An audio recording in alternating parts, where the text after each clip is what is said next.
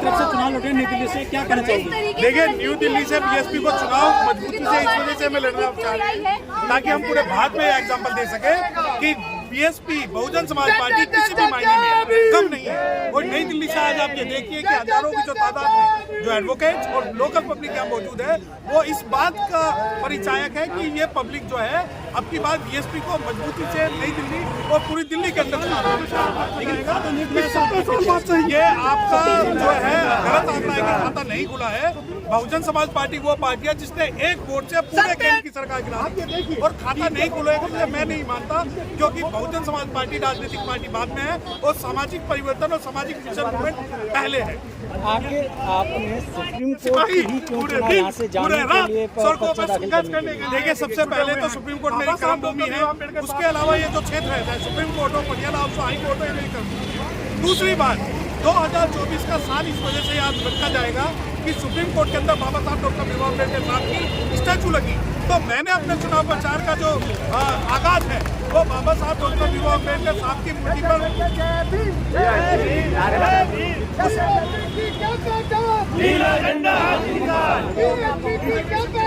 नीला झंडा मैंने हमारे साथ है।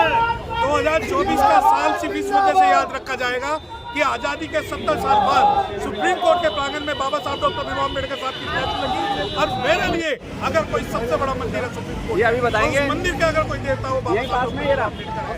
और मैं खुल के ये कहता हूँ कि मैं अम्बेडकरवादी हूँ और अम्बेडकरवादी बहुजन समाज पार्टी की विचारधारा में।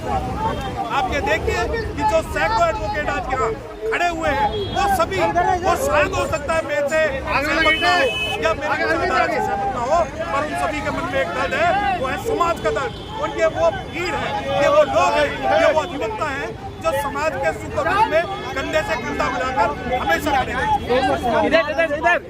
मैं शायद आप ये बात नहीं जानते कि मैं इन दोनों का नाम देंगे।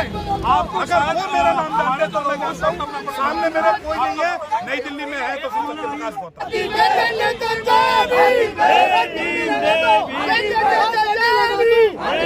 एक सवाल है सर, बहुत ज्यादा है कि जो पार्टियां बाबा साहब या फिर बाबा साहब के संविधान की बात करती हैं, वो बाबा साहब का जब आज वोट उनका पर्चा भरने जाती हैं तो वो उनका नाम नहीं लिखते, लेकिन वोट जरूर मांगने की बात है। देखिए, मैंने क्या कहा, मैंने अपना नामांकन बाबा साहब डॉक्टर भीमराव अम्बेडकर साहब के अंदर जो स्टैचू है उस पर पुष्पांजलि करके शुरू किया है। Being Ambedkarite, being Bahujan Samaj party का कैंडिडेट होने के नाते, शेड्यूल कास्ट होने के नाते और एक बहुजन मिशनरी होने के नाते मैं कोई भी ऐसा काम नहीं करूंगा जिससे मेरी विचारधारा से समझौता हो।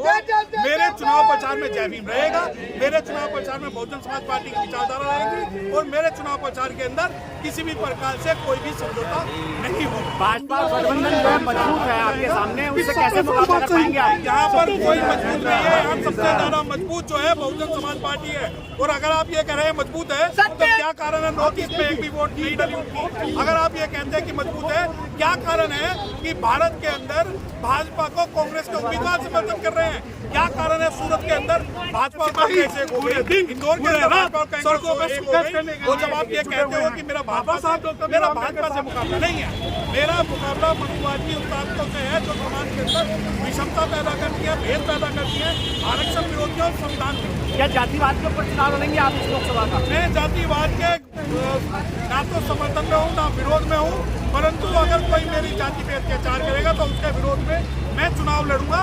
और चुनाव मेरे लिए सेकेंडरी है, समाज का आवाज उठाना और दर्द मेरे लिए प्राइमरी। मेरे लिए एजेंडा कुछ नहीं है, कुछ एजेंडा नहीं है। बहुजन समाज पार्टी का कार्यकर्ता हूँ, बहुजन समाज पार्टी का एजेंडा है संविधान को लागू। लेकिन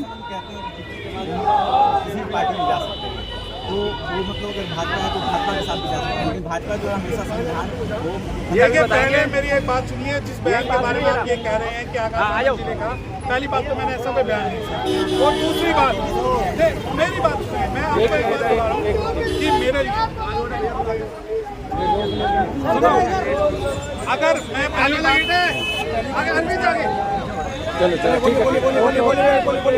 पहली बात जो आपका सवाल है कि आकाशानंद जी ने कहा कि हम किस जीतने के बाद, पहली बात मैं बता रहा हूँ कि हम किसी भी पार्टी के पक्षधर नहीं हैं। हम साहब काशीराम के वंशज है जो पहली बार लड़ता है हराने के लिए, दूसरी बार लड़ता है हराने के लिए, तीसरी बार लड़ता है जिताने के लिए।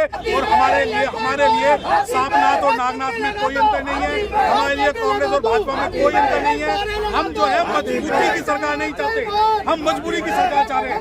एनडीए कुल मिला के उनके आंकड़ों के हिसाब से 220 वोट ला रही है, और अगर जो बहुजन समाज पार्टी 40 ले आई तो यकीन मानिए इस बार जो है 2024 में बहुजन समाज पार्टी का ही अरे ये बीजेपी वाले तो जुमला 15 लाख भी बोलते थे, बीजेपी वाले तो संविधान खत्म करने की बात भी कर रहे हैं। बीजेपी वालों का क्या ऐसा है कि उनके वो जो बीजेपी वाले जो बोलते हैं उनसे मेरा कोई सरोकार नहीं है। दूसरी बात, बीजेपी की इस वक्त चूल्हे हिली हुई है, बीजेपी डरी हुई है। और आज मैं आपको बताऊं कि पूरे भारत में जो कम वोट परसेंटेज हो रहा है वो इस कारण से हो रहा है क्योंकि बीजेपी का वोट परसेंटेज कम। सतपाल जी, इस समय जिस तरीके से आप देख रहे हैं पूरे जो अंधभक्त हैं या जो वोट मांगने की बात कर रहे हैं, जो नाम बुलाए हैं हम उनको लाएंगे, मोदी जी की गारंटी 400 देंगे ना, तो 400 पार होगा। इनका जो जुमलेबाजी है। दूसरी बात, हम तो बाबा साहब को सुप्रीम कोर्ट में लाए हैं और बाबा साहब को पार्लियामेंट में लाएंगे, हमारा तो नारा है। एक लास्ट सवाल है, जिस तरह से अभी दिल्ली के अंदर आरोप लग रहा है जैसे कि बीएसपी का खाता नहीं खुला, तो विपक्षी पार्टियां आरोप लगा रही हैं कि गठबंधन हो जाए बीजेपी के बीएसपी यहाँ पर वोट काटने का काम है। देखिए, पहली बात मेरी एक बात सुनिए कि आरोप जहाँ तक लगाने की बात है, इन्होंने भगवान बुद्ध पे आरोप लगाए, इन्होंने ज्योतिबा फुले पे आरोप लगाए, इन्होंने सावित्रीबाई फुले पे आरोप लगाए, इन्होंने साहब काशीराम पे आरोप लगाए, इन्होंने बाबा साहब पे आरोप लगाए, इन्होंने बहन कुमारी मायावती पे आरोप लगाए। बहुजन समाज का कोई ऐसा लीडर, कोई ऐसा संत महापुरुष भारत में पैदा नहीं हुआ जिसके ऊपर इन्होंने आरोप नहीं लगाए हो। और जहाँ तक वोट काटने की बात है कि भाई ये वोट काट रहे हैं, तो मैं बता दूं भारत के अंदर सबसे ज्यादा जो वोट काट रही है आज इंडिया गठबंधन काट रही है, क्योंकि इंडिया गठबंधन का कोई भी राष्ट्रीय पार्टी बताएंगे नहीं है। इंडिया गठबंधन अगर खड़ी ना हो तो भाजपा को हम प्रत्यक्ष और अप्रत्यक्ष रूप से पूरे भारत में हरा सकते हैं। उससे ये कह रहे हैं कि वोट काट रहे हैं। मैं उत्तर प्रदेश के अंदर पिछली बार बहुजन समाज पार्टी 38 सीटों पर लड़ी थी, जिसमें से 10 सीटें जीती थी। वो 27 नंबर पर बहुत कम आ चुके हैं। अब आप कहते हैं कि वोट काट रहे हैं, तो वोट काट रहे हैं। क्या हुआ है सूरत में? भाजपा के कैंडिडेट को जो है कांग्रेस ने समर्थन दिया है। क्या हुआ है इंदौर के अंदर? वो जिस सीट को बहुजन समाज पार्टी 2 लाख वोटों में जीत जाती थी, अब 4 लाख में भी नहीं जीत रही। तीसरी बात, आप कहते हैं वोट काट रहे हैं। जब अनुसूचित जाति, जब पिछड़ा वर्ग, जब डिप्राइव्ड क्लास अपने हक मांगते हैं तो उन पर आरोप लगाई जाती है। लेकिन हम वो लोग हैं जो हम मर्सिडीज में बैठे हुए वो मालिक हैं जो किसी बाहर बैठे हुए कुत्ते के भौंकने का जवाब नहीं देते। हम वो हैं जो बहुजन समाज पार्टी इस बार, मैं बता रहा हूँ कि अगर क्या आपने ये देखिए कि मार्केट में जो सन्नाटा है इस चुनाव के अंदर, जो सुखबगाहट कम है, वो इस वजह से ही है कि सभी जो मीडिया कल तक ये कहेगी कि 0 पे आएगी, वो पहले 3-4 पे आई, फिर 12-13 पे आई, अब 20 पे आ गई। ये समीकरण कहाँ से आ रहे हैं? दूसरी बात, अगर वोट काटने की बात है तो मैं आपके माध्यम से, जो बहुजन मीडिया उसके माध्यम से एक चैलेंज कर रहा हूँ कि पूरे भारत से एनडीए को खत्म कर दो और बसपा के उम्मीदवारों को समर्थन दे दो। अगर बहुजन समाज पार्टी ने भारत के अंदर पूर्ण बहुमत से अगर यहाँ पर अपनी सरकार न बना ली तो मैं उसी दिन राजनीति से त्याग कर दूं। लेकिन सर बड़ा सवाल ये इससे कनेक्टेड इस वजह से बहुजन समाज के लिए ईवीएम सबसे ही खतरनाक है जितना कि बैलेट, क्योंकि पहले बूथ कैप्चरिंग कर लेते थे। आप उत्तर प्रदेश का कोई ऐसा गांव बता दो जिसके अंदर कोई प्रधान जीता उसमें गोली न मारी हो या उसके परिवार वालों को न मारा हो।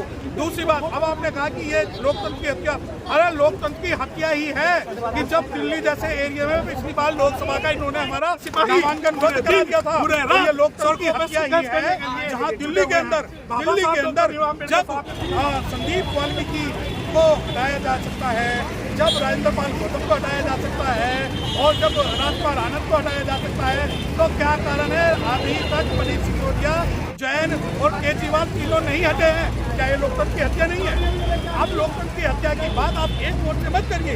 आप ये देखिए कि भारत के अंदर आज जब नॉर्थ ईस्ट के अंदर एक भी वोट नहीं पड़ा, तो क्या ये लोकतंत्र की हत्या नहीं है कि नॉर्थ ईस्ट के राज्यों को आज केंद्र की सरकार में 1% विश्वास नहीं है? और ये लोकतंत्र की हत्या नहीं है कि जब आकाश आनंद साहब एक स्पीच देते हैं तो उन पर FIR दर्ज कर ली जाती है, परंतु वही इनके स्वामी राम भट्टाचार्य के खिलाफ हम 3 साल से मुकदमा भगवानपुर के लिए लड़ रहे हैं, आज तक FIR दर्ज नहीं हुई। लोकतंत्र की हत्या के अंदर लोकतंत्र की हत्या नहीं बता सकते हैं? क्या हाथरस, फूलपुर बातें के लाठी पताली टोला और जिस प्रकार आनंद मोहन को रिहा किया गया जी तरह के हथियारों को बिहार के अंदर, क्या ये लोकतंत्र की हत्या नहीं है? और जब ये आरक्षण के विरोध में बात करती है, सुप्रीम कोर्ट आरक्षण के विरोध में बात करती है, बीवीपीटी को सही ठहराती है, तो क्या लोकतंत्र की हत्या नहीं है? भारत के अंदर अगर ये लोकतंत्र की हत्या है तो यकीन मानिए बहुजन समाज है वो लोकतंत्र को बचाने के लिए आज भी नहीं।